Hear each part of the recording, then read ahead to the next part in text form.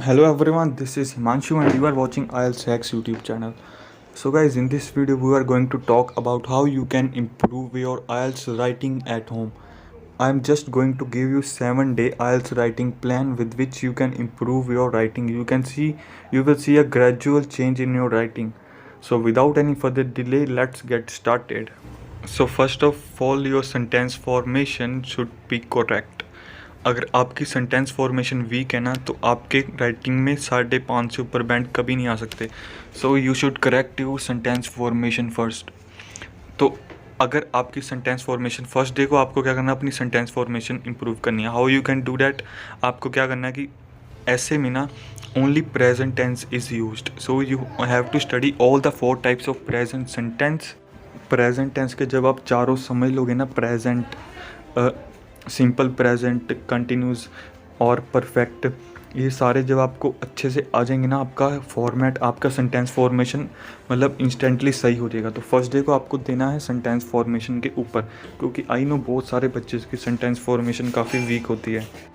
After sentence formation first day को आपकी sentence formation correct होगी. सेकंड डे को क्या करना है, आपको फॉर्मेट आना चाहिए. तो I am going to share you a photo of format, you can see it on screen. आपको इस टाइप का फॉर्मेट आपका होना चाहिए. आप इसका स्क्रीनशॉट ले सकते हैं. मेनली 4 बॉडी पैराग्राफ्स लिखने हैं. इंट्रोडक्शन की lines should be 5 to 7 and for body paragraphs it must be 10 to 12 lines and for conclusion it's must be 3 lines. Okay, क्योंकि सेंटेंस एंड फॉर्मेट ये 2 बेसिक चीज़ें हैं और आपको 2 दिन इन पे स्पेंड करने हैं. फर्स्ट डे को आपको सेंटेंस बनाने सीखने हैं, कैसे सेंटेंस बनाते हैं. सेकंड दिन को आपको सीखना है फॉर्मेट, कैसे लिखते हैं. ठीक है, कोई एक फॉर्मेट फॉलो करना है ये नहीं, क्योंकि सबका अलग अलग फॉर्मेट होता है. मैंने अपना आपके साथ शेयर कर दिया. अगर आपको इससे सिंपल वाला चाहिए तो आप कोई मतलब गूगल से कोई इमेज डाउनलोड कर सकते हो, simply task to format search करके. द थर्ड डे आपको क्या करना है कि थर्ड डे को आपको प्लानिंग करनी है. सिर्फ प्लानिंग करनी सीखनी है.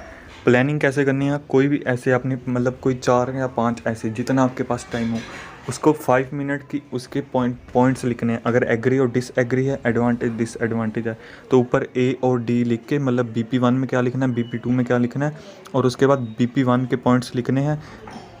एक्सप्लेन नहीं करना, जस्ट प्लानिंग, उसके पॉइंट्स, कीवर्ड्स जो उसके हैं, कीवर्ड्स इन द सेंस जो आपके सेंटेंस का मेन पॉइंट है वो लिखना है.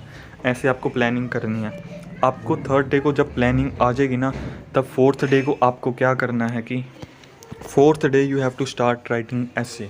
हाँ जी गाइस, फोर्थ डे को आपको लिखना स्टार्ट करना है, क्योंकि पहले 3 जो है बेसिक चीज़ें हैं. अगर आपका बेस पहले से स्ट्रॉन्ग है तो आप फर्स्ट डे से स्टार्ट कर सकते हो. पर ये मैं उन स्टूडेंट को बता रहा हूँ जिनको एकदम बेसिक से करना है, तो फर्स्ट 3 डेज़ आपको बेसिक पे लगाने हैं. फोर्थ डे को आपको क्या करना है, कोई भी ऐसे लिखने से पहले 40 मिनट से पहले 5 मिनट प्लानिंग को देनी है. उसके बाद 35 मिनट्स ऐसे पे लिखने हैं. प्लानिंग का बहुत फ़ायदा, एक तो आपका हाथ नहीं रुकेगा लिखते हुए, ऊपर से आप बार बार सोचोगे नहीं लिखते हुए. और कोई वोकेबलरी वर्ड अच्छा आता है तो पहले ही प्लानिंग में लिख लो, ताकि बाद में आप भूल मत जाओ. ठीक है, तो ये बहुत ही बेनिफिशियल है, इसको हमेशा यूज़ करना प्लानिंग को. फोर्थ डे कंप्लीट ऐसे लिख लिया. ठीक है, अब आपका ऐसे जो होगा ना 6.5 बैंड तक होगा, अगर आपने अच्छी वोकेबलरी यूज़ करी है. अब आपको फिफ्थ डे क्या करना है, आपको कंपाउंड सेंटेंस सीखने हैं, क्योंकि वेरिएशन होनी बहुत ज़रूरी है. कंपाउंड सेंटेंस आपको सीखने हैं. सिक्स्थ डे आपको क्या करना है, कॉम्प्लेक्स सेंटेंस सीखने हैं. वो थोड़े से डिफिकल्ट होते हैं कंपाउंड से. अगर आपको कंपाउंड आते हैं तो वो डे को आप कॉम्प्लेक्स सेंटेंस सीख सकते हो. कॉम्प्लेक्स सेंटेंस जब आपके हो जाएंगे ना, तो आपके एटलीस्ट हर BP में आपके 2 कॉम्प्लेक्स सेंटेंस होने चाहिए. और सिमिलर नहीं लिखने, सारे सिंपल नहीं लिखने. सिंपल सेंटेंस लिखो, उसके बाद कंपाउंड, उसके बाद कॉम्प्लेक्स. ऐसा फॉर्मेट आपका होगा ना, तो आपकी डेफिनेटली वेरिएशन इतनी अच्छी होगी, आपके 7+ बैंड ईजिली आ जाएंगे गाइस. ओके, अब आपका जोन सा भी 5th या 6th डे है. अगर आपको कॉम्प्लेक्स सेंटेंस आ गए, अब आपको क्या करना है, पैसिव सेंटेंस सीखने हैं. अगर आपको 7+ का टारगेट है तो पैसिव सीख लेना बहुत ही गुड रहेगा.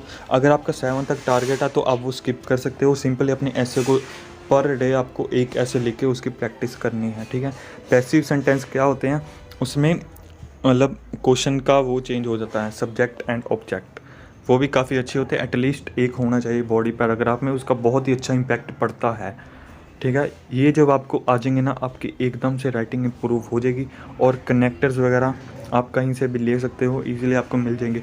और हाँ, कभी भी स्ट्रक्चर मत फॉलो करना, जो वो होते हैं मतलब जो प्री रिटन लाइंस होती हैं, थीसिस के लिए वगैरह वगैरह, आपको वो नहीं लिखनी, उसको अवॉइड करो। और क्योंकि उससे बैंड कम आते हैं, बस कनेक्टर्स को आप फॉलो करना है, इन कंक्लूजन वगैरह।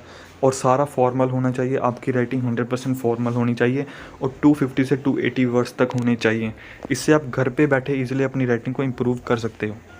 गाइज़ मैं गारंटी देता हूँ आपको 7th डे ऐसा बूम दिखेगा ना, अगर आप ये 7 चीज़ें फॉलो करोगे आपको। और बाकी मॉड्यूल को सब भूल जाओ, पहले 7 दिन अपनी राइटिंग पे लगा लो और इसके बाद रीडिंग, लिसनिंग, स्पीकिंग सब की सीरीज़ आने वाले, घर पे बैठे जस्ट आप प्रिपेयर कर सकते हो। कहीं इंस्टीट्यूट वगैरह जाने की ज़रूरत नहीं है आपको। और अगर आपको ऐसे इवैल्यूएशन करवानी हो ना, तो आप मेरे को कांटेक्ट कर सकते हो। ये रहा मेरा contact number. Evaluation services starts from 40 rupees. हाँ गाइज, आप 40 रुपीज़ में अपना ऐसे चेक करवा सकते हो मेरे से। मोर इन्फॉर्मेशन के लिए व्हाट्सएप करो। तो ये थी गाइज वीडियो, आपको कैसी लगी कमेंट में ज़रूर बताना। इसको लाइक, शेयर एंड सब्सक्राइब करना मत